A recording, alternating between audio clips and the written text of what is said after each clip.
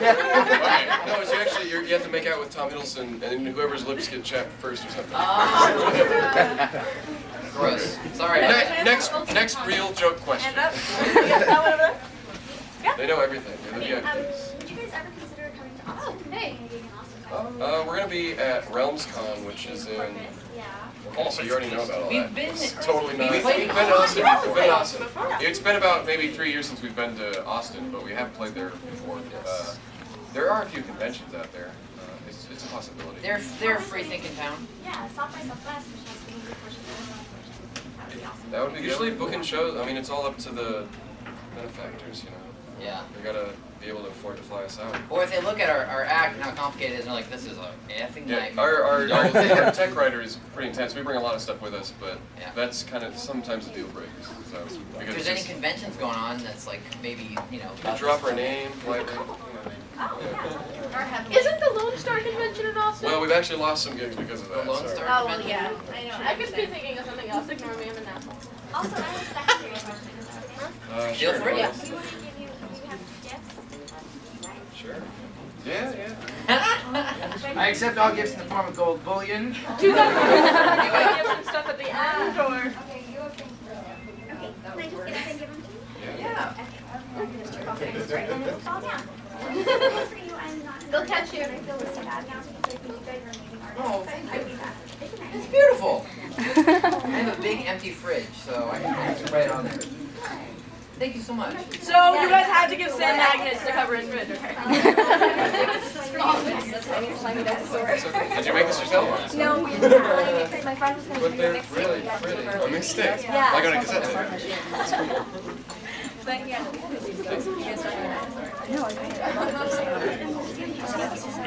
Stuck with it? No. Thank you for the art.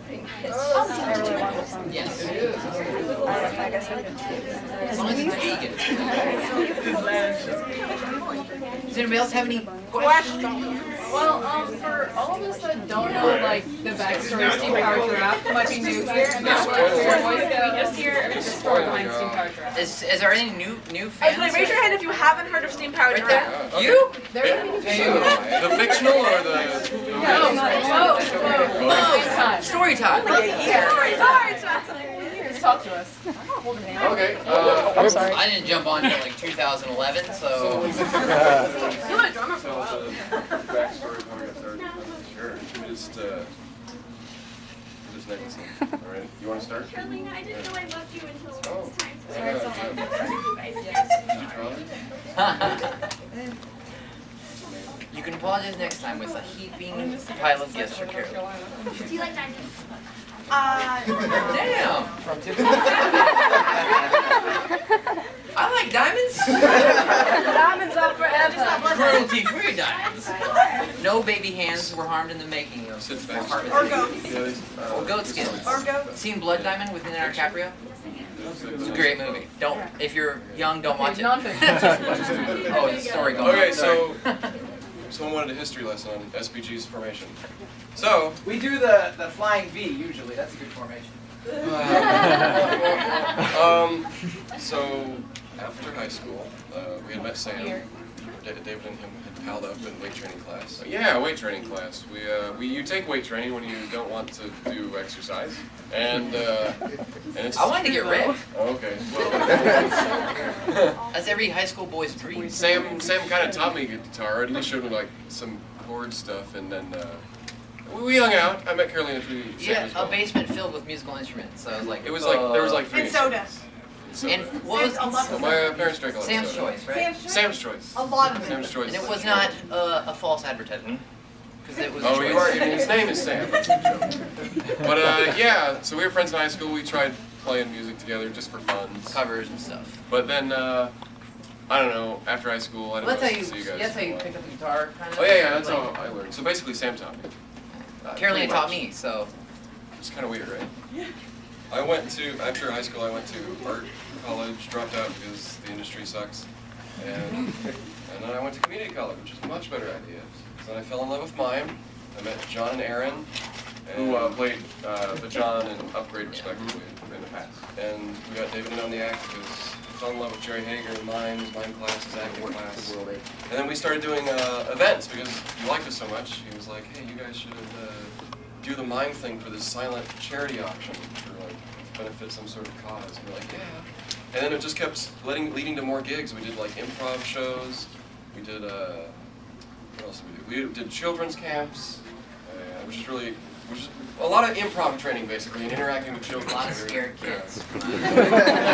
We were pirates and cowboys, and we had a blast interacting with the kids. And Erin did a lot of work with childhood. One of you violent against Yeah, she was a teacher, so she was really great. Perpetration of violence. Yeah, eventually we started just busking about Balboa Park because we really liked the robots. I don't know who suggested it. Was it John, maybe? Oh yeah, I was kind of out of the equation. You guys were eating at like Denny's and like we came up with a game or something. I would never have agreed to that. Yeah. I would be like, I gotta go do my own thing now. I don't want. Did it and made some change and yeah. I mean, I think on a good weekend, like Christmas Day or something, we would each walk away with $80, but that was only because like some person would, oh, not even that. Man, one Christmas we walked away with like $200 each, and it was like because one person like donated 4 people, and that's just change. And but most of the day it was $5 at the end of the weekend. Yeah, mostly, but which was still fun. To take all those coins. It feels amazing. You get paid to do something that's we were working graphic design, print management jobs in corporate America, also in our dad's company. Eventually,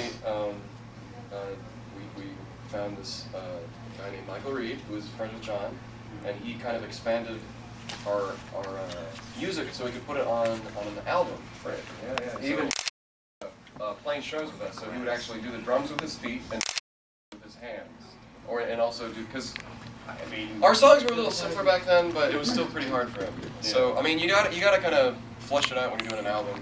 It would have sounded very acoustic and bare bones, but we liked him so much, we just kept him on during the live shows. We met Steve Negretti around that time. He stalked us in Balboa Park. He was a fan. Just with yeah, if you stalk enough, you get in the band. That was the early days. Well, you tell the story, Steve, because you tell it so great. How did you... Balboa Park was like a couple of blocks away from my house, so it was nice to get out of the house and just be doing something. But the very first time I saw them was when I was dating a girl who liked a band called the Tragic Tantrum Cabaret, which is defunct now. She's like, hey, let's go see this band, Tragic Tantrum. Okay, let's go. And these chumps were opening for them. And I enjoyed these guys way more than I enjoyed the headliner. And it was pretty funny.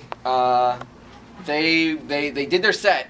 And then I started yelling encore, and they're like, oh, we can't do that, we don't have time. And the headliners came out and said, we think you should do an encore because everybody secretly they were really pissed. Like, you better make this really good, guys. I'm like, okay. And so from that show I learned that they did busking in Balboa Park, and since it was so close to my house, I was just like, all right, that'll be nice, I'll get around, I'll walk, I'll get some fresh air, and I'll hear some cool music. And so eventually, I would just hang out in the back, and eventually they said, hey, we've seen you a couple times. What's your name? My name's I went to another one of shows. It was their first album release show, and it sounded terrible because the guy they got was not a sound guy, and they had just found him like 45 minutes before he was the house guy. Just terrible sounding. And so I felt really bad for him. Since my career is in sound engineering, I approached them. I said, hey, if you guys want somebody capable and competent who does this for a living, give me a yell. And they hesitantly said, okay, yeah, sure, come and do this show for us. He's kind of intimidating. And so I did the first show for them, and they kept hiring me back ever since. Yeah. So that's how it went. And through the years, we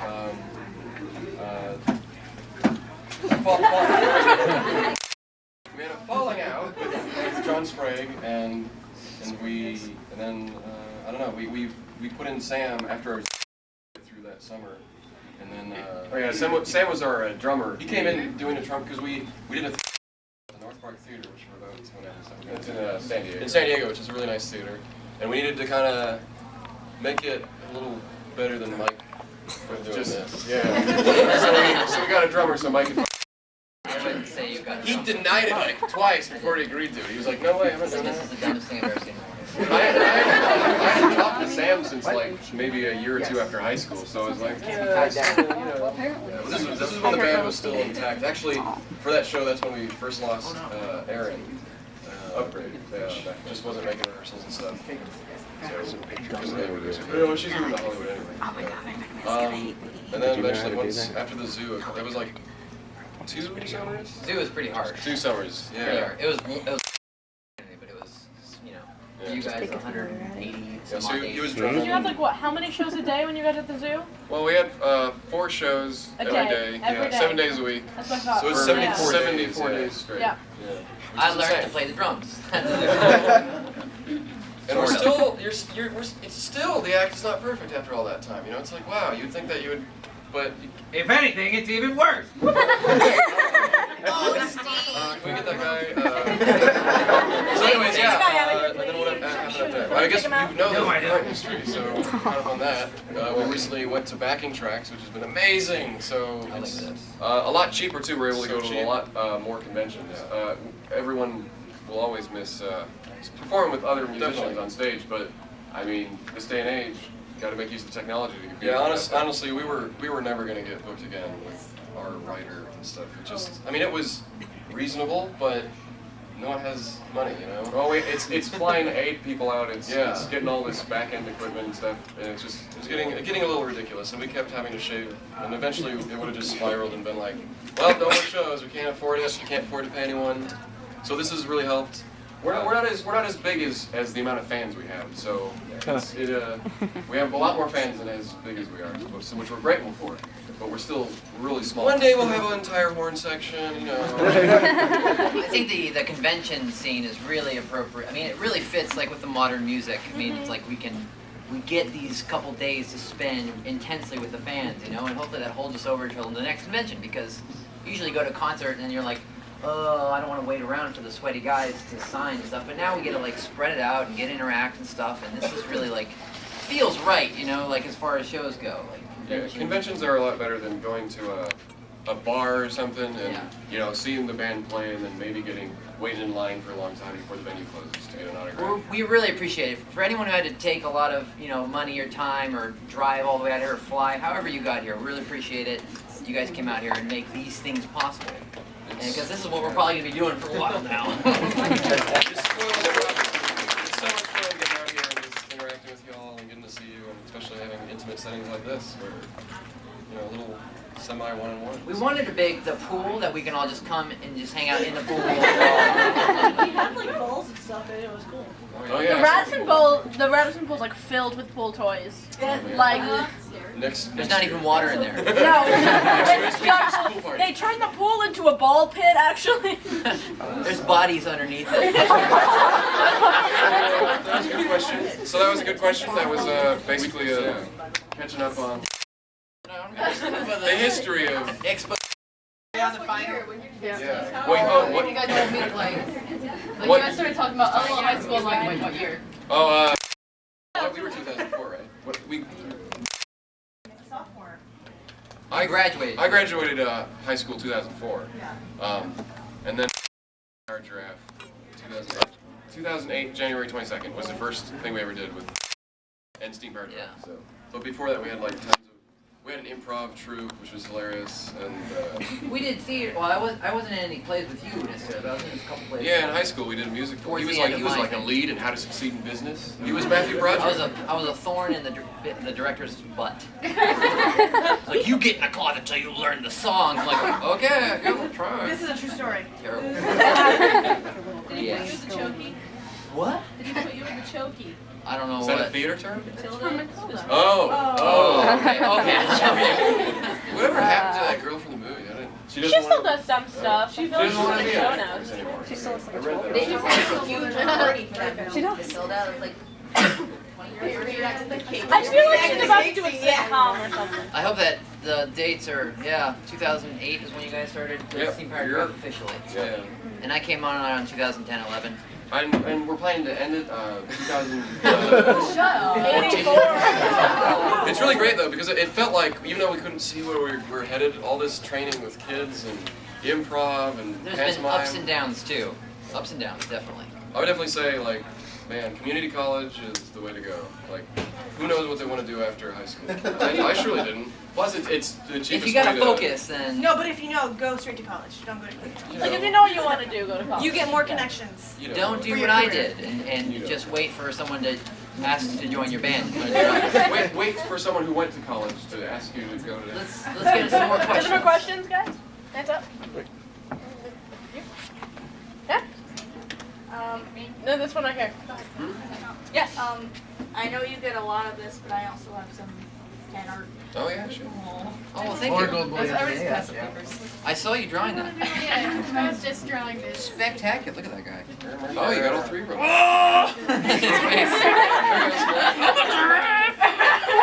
He's like falling over and having it's really hard. Like this. Hands up. Good question. Hi. What's up? My question is about the musicality. I mean, we're a musical family. Generationally, you're kind of in between my kids and my wife and I. And we immediately latched on to how musical, the ELO influence and things like that.